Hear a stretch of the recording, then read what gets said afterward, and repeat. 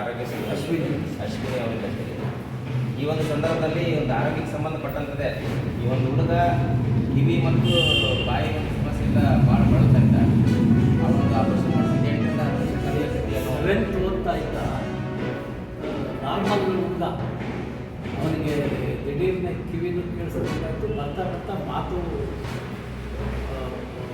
ಕಡಿಮೆ ಆಗ್ತಾ ಹೋಗುತ್ತೆ ಅನ್ನೋ ಪರಿಸ್ಥಿತಿಗೆ ಬಂತು.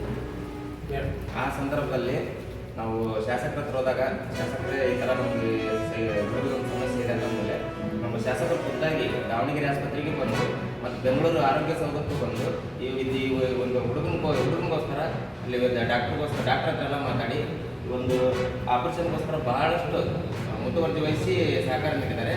ಆ ಒಂದು ಉದ್ದೇಶಕ್ಕಾಗಿ ಈ ಹುಡುಗ ಆಪರೇಷನ್ ಆಗಿದೆ. ಈಗಾಗಲೇ ಕಿವಿನಿ ಕೇಳ್ತಾ ಇದೆ, ಕಾಲ ಪ್ರಮಾಣ ಬರ್ತಾ ಮಾತು ಬರ್ತಾ ಇದೆ, ಪಾಸಿಟಿವ್ ಇದೆ ಹುಡುಗ. ಅಂದರೆ ಏನಾಗಿತ್ತು ಅಂದರೆ ಈ ರೀತಿ ಲಕ್ಷಕ್ಕೆ ಒಪ್ಪಿಗಾಗುತ್ತೆ.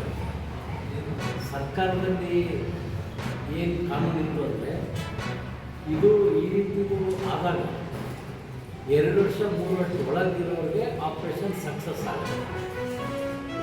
ಇವರು 7, 5, 13, 14 ವರ್ಷದಲ್ಲಿದ್ದಾಗ ಆಗಿದ್ದರಿಂದ ಅವು ಸಕ್ಸಸ್ ಆಗಲ್ಲ ಅಂತೇಳಿ ಸರ್ಕಾರ ಅದಕ್ಕೆ ಇದು ದುಡ್ಡು ಕೊಡ್ತಾ ಇರ್ತಾರೆ. ಇದಕ್ಕೆ ಸುಮಾರು 10 ಲಕ್ಷ ಖರ್ಚಾಗುತ್ತೆ. ಸರ್ಕಾರ ಎಲ್ಲ ಫೇಲ್ ಆಗ್ತಾ ಇದೆ, ಈ ಥರ ಕೇಸು ಯಾಕೆ ಮಾಡಬೇಕು ಅಂತೇಳಿ ಆ ಯೋಜನೆ ತರ್ತಿದ್ರು. ಬಟ್ ಇವರು ತಂದೆ ತಾಯಿ ಗೋಲ್ಡ್ ನೋಡಿ ಕೊನೆಗೆ ಮೆಡಿಕಲ್ ಡೈರೆಕ್ಟರ್ ಕೊಟ್ಟು ಆಮೇಲೆ ಕಾನೂನು ತಿದ್ದುಪಡಿ ಮಾಡಿಸಿದೆ. ಅಂದರೆ ಇವನಿಗೆ ಆಪರೇಷನ್ ಮಾಡ್ಬೋದು ಸರ್ಕಾರದ ಖರ್ಚಿನಲ್ಲಿ. ಇವ್ರ ಖರ್ಚಾದರೆ ಯಾವಾಗಲ್ಲ ಮಾಡ್ಬೋದು. ಅದನ್ನು ಡೈರೆಕ್ಟ್ರು ಎಲ್ಲರೂ ಭಾಳ 2-3 ಮೀಟಿಂಗ್ ಚರ್ಚೆ ಮಾಡಿ ಎಲ್ಲ ಯಾಕೋ ಶಾಸಕರು ಭಾಳ ಒತ್ತಾಯ ಮಾಡ್ತಿದ್ದಾರೆ ಅಂತೇಳಿ ಸರ್ಕಾರ ಅನುಮತಿ ಕೊಟ್ಟು ಆಪರೇಷನ್ ಆಗಿದೆ. ಆಪರೇಷನ್ ಸಕ್ಸಸ್ ಆಗಿದೆ.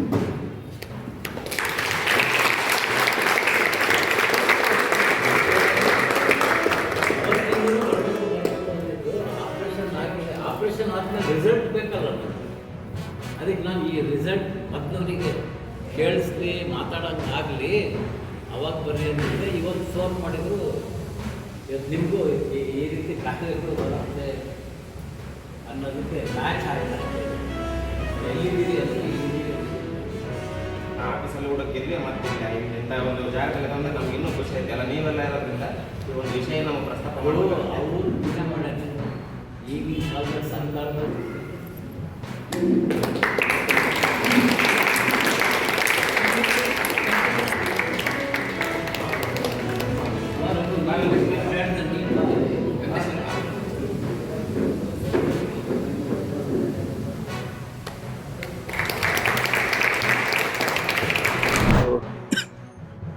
ಶಿವಾನಂದ್ ಮತ್ತು ಗಣೇಶ್ ಇವ್ರಿಬ್ರು ಏನಿದ್ದಾರೆ, ನಾನು ಹೇಳ್ದಂಗೆ ಇದು ಈ ಓಲ್ಡ್ ಹುಬ್ಳಿ ಭಾಗದಲ್ಲಿ ಒಂದು ಸ್ಮಾಲ್ ಪಾಕೆಟಲ್ಲಿರುವಂಥ ಒಂದು ಚಿಕ್ಕ ಸಮಾಜ ಇದು. ಸೊ ಆ ಸಮಾಜ ಭಾಳ ಕಷ್ಟಪಟ್ಟು ದುಡ್ಕೊಂಡು ತಿನ್ನುವಂಥ ಸಮಾಜ. ದಿನ ಬೆಳಗ್ಗೆ ಅಂದರೆ ಭಾಳ ಕಷ್ಟಪಟ್ಟು ಹೋಗಿ ದುಡಿಮೆ ಮಾಡಿಕೊಂಡು ಮತ್ತೆ ರಾತ್ರಿ ಬಂದು ಮನೆ ಸೇರ್ಕೊಳ್ಳುವಂಥ ಸಮಾಜ. ಈ ಥರ ಎಲ್ಲ ಕೃತ್ಯಗಳನ್ನ ನಮ್ಮ ಸಮಾಜದವ್ರು ಮಾಡಿದ್ದಾರೆ ಅಂತಂದರೆ ನಾಳೆ ದಿನ ನಮ್ಮ ಸಮಾಜಕ್ಕೆ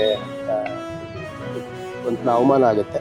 ಸಮಾಜದ ಬಗ್ಗೆ ತಪ್ಪು ಭಾವನೆ ಬರುತ್ತೆ ಅಂತಂದು ಹೊಡೆದಂಥ ಸಂದರ್ಭದಲ್ಲಿ ಅಲ್ಲಿ ಭಾವನಾತ್ಮಕವಾಗಿ ಕೆಲವರು ಅವ್ರನ್ನ ಕೂದಲು ತೆಗೆಯೋದು ಅದೆಲ್ಲ ಪ್ರಯತ್ನಗಳು ಮಾಡಿದ್ದಾರೆ. ಅದೊಂದು ಪ್ರಕರಣ ದಾಖಲು ಮಾಡ್ಕೊಂಡಿದ್ದೀವಿ. ಪ್ರಕರಣ ದಾಖಲು ಮಾಡ್ಕೊಂಡು 4 ಜನನ ವಶಕ್ಕೆ ಕೂಡ ತೊಗೊಂಡಿದ್ದೀವಿ. ಯಾವ ಕಲಂಗಳಲ್ಲಿ ಅವ್ರನ್ನ ಅಗತ್ಯ ಕಾನೂನು ಕ್ರಮ ಕೈಗೊಳ್ಳಬೇಕು ನೋಡ್ಕೊಂಡು ಅಗತ್ಯ ಕ್ರಮ ಕೈಗೊಳ್ತೀವಿ. ನಾನು ಈ ಕುರಿತಾಗಿ ಕಾರ್ಪೊರೇಷನ್ ಕಮಿಷನರ್ ಅವ್ರ ಮಾತಾಡಿದ್ದೀನಿ. ಯಾರು ಹೆಣ್ಮಕ್ಳು ಈ ಥರ ಸ್ವಲ್ಪ ಶೆಲ್ಟರ್ಲೆಸ್ ಆಗಿ ಈ ದೇವಸ್ಥಾನಗಳಿರ್ಬೋದು, ಬಸ್ ಸ್ಟ್ಯಾಂಡು, ರೈಲ್ವೆ ಸ್ಟೇಷನ್ ಈ ಥರ ಓಡಾಡ್ತಿರ್ತಾರೆ, ನಿಂತಿರ್ತಾರೆ, ಕೆಲವರು ಅಲ್ಲಲ್ಲೇ ಮಲಗಿರ್ತಾರೆ. ಅಂಥವ್ರ ಬಗ್ಗೆ ಸ್ವಲ್ಪ ಅಗತ್ಯ ಕ್ರಮ ಕೈಗೊಳ್ಳಬೇಕಾಗತ್ತೆ ಅನ್ನುವಂಥದ್ದು ಲೋಕಲ್ ಕಾರ್ಪೊರೇಷನ್ ಮತ್ತು ಕನ್ಸರ್ನ್ಡ್ ಮಹಿಳಾ ಮತ್ತು ಮಕ್ಕಳ ಕಲ್ಯಾಣ ಇಲಾಖೆ ಅಧಿಕಾರಿಗಳ ಜೊತೆ ಸಂಪರ್ಕ ಮಾಡಿ, ಮುಖ್ಯವಾಗಿ ಮಹಿಳೆಯರು ಮತ್ತು ಮಕ್ಕಳು ಅಕಸ್ಮಾತ್ ಯಾರಾದರೂ ಈ ಥರ ಡೆಸ್ಟಿಟ್ಯೂಟ್ಸ್ ರೀತಿಯಲ್ಲಿದ್ದರೆ ಅಂಥವ್ರನ್ನ ಒಂದು ರೆಸ್ಕ್ಯೂ ರಿಹ್ಯಾಬಿಲಿಟೇಷನ್ ಹೋಮ್ಗಳಿಗೆ ಕಳಿಸೋದ್ರ ಕುರಿತಾಗಿ ನಮ್ಮ ಅಧಿಕಾರಿಗಳ ಜೊತೆ ಚರ್ಚೆ ಮಾಡಿ ಕ್ರಮ ಕೈಗೊಳ್ತೀವಿ.